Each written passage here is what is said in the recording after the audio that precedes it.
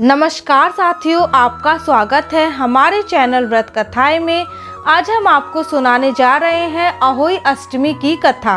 तो चलिए वीडियो शुरू करते हैं। एक साहूकार था जिसके 7 बेटे, बहुए और एक बेटी थी। बेटी की भी शादी हो चुकी थी, लेकिन दिवाली पर अपने मायके आई हुई थी। कार्तिक के महीने में दिवाली से पहले अष्टमी को अपने मकान की लिपाई पुताई करने के लिए 7 बहुएं अपनी इकलौती ननद के साथ जंगल में जाकर खदान में मिट्टी खोद रही थी। वहां पर श्याऊ की मांद थी। मिट्टी खोदते समय ननद के हाथ से कुदाली श्याऊ के बच्चे को लग गई और बच्चा तुरंत मर गया। इससे श्याऊ माता बहुत नाराज हो गई और बोली, मैं तेरी कोख बांधूंगी। ननद अपनी 7 भाभियों से बोली कि तुम में से कोई अपनी कोख बंधवा लो। तब 6 भाभियों ने अपनी कोख बंधवाने से इनकार कर दिया, परंतु छोटी भाभी सोचने लगी कि यदि मैंने अपनी कोख नहीं बंधवाई तो सासू जी नाराज होंगी। यह सोचकर ननद के बदले में छोटी भाभी ने अपनी कोख बंधवा ली। इसके बाद छोटी बहू के जो भी बच्चा होता वह 7 दिन का होकर मर जाता। एक दिन उसने पंडित जी को बुलवाकर पूछा कि मेरी संतान 7वें दिन मर जाती है, इसके लिए मैं क्या करूं? तब पंडित जी ने कहा कि तुम सुरई गाय की सेवा करो। सुरई गाय श्याऊ माता की भाईली है, वह तेरी कोख खुलवा देगी, तभी तेरे बच्चे जिएंगे।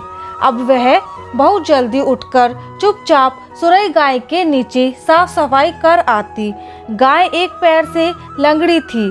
गौ माता बोली कि हर रोज उठकर कौन मेरी सेवा कर रहा है, मैं आज देखूंगी। गौ माता खूब सवेरे उठी तो क्या देखती है कि साहूकार के बेटे की बहू उसके नीचे साफ सफाई कर रही है। गौ माता बहू से बोली कि तुझे क्या चाहिए जो तू मेरी सेवा करने रोज आती है। साहूकार की बहू बोली कि श्याऊ माता तुम्हारी भाईली है और उसने मेरी कोख बांध रखी है, आप मेरी कोख खुलवा दो। गौ माता ने कहा, अच्छा। गौ माता साहूकार की बहू को अपनी भाईली के पास लेकर चली। रास्ते में कड़ी धूप थी। वे दोनों एक पेड़ के नीचे बैठ गई। थोड़ी देर में एक सांप आया। उसी पेड़ पर गरुड़ पंखनी के बच्चे को डसने लगा। साहूकार की बहू ने सांप को मारकर ढाले के नीचे दबा दिया और बच्चे को बचा लिया।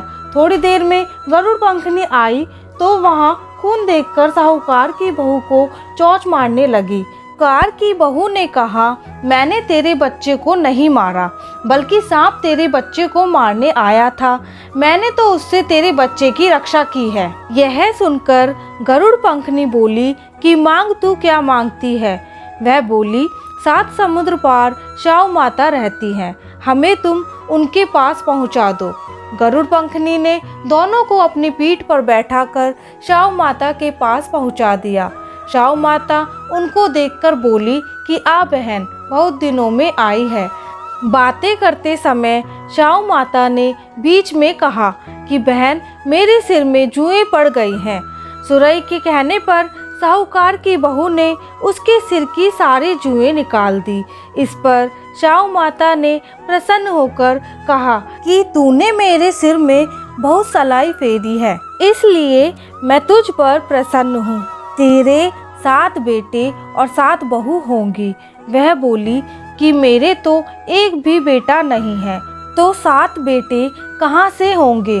श्याऊ माता बोली, वचन दिया है, वचन से फिरूं तो धोबी के कुंड पर कंकरी हूँ। साहूकार की बहू बोली कि मेरी कोख तो तुम्हारे पास बंद पड़ी है। यह सुनकर श्याऊ माता बोली कि तूने तो मुझे ठग लिया। मैं तेरी कोख खोलती तो नहीं, पर अब खोलनी पड़ेगी। जा, तेरे घर पर तुझे 7 बेटे 7 बहुएं मिलेंगी। तू जाकर 7 उजमन करियो, 7 होई बनाकर 7 कढ़ाई करियो। वह लौटकर घर आई तो वहां देखा कि 7 बेटे 7 बहुएं बैठी हैं। उसने 7 होई बनाई, 7 उजमन किए, 7 कढ़ाई करी। शाम के समय जेठानियाँ आपस में कहने लगी कि जल्दी जल्दी धोक पूजा कर लो, कहीं छोटी बच्चों को याद करके रोने ना लगे।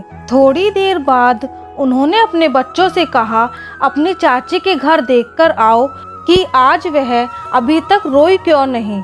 बच्चों ने आकर कहा कि चाची तो पोई बना रही हैं, खूब उजमन हो रहा है। यह सुनते ही जेठानियाँ दौड़ी दौड़ी वहाँ आई और आकर कहने लगी कि तूने कोख कैसे खुलवाई।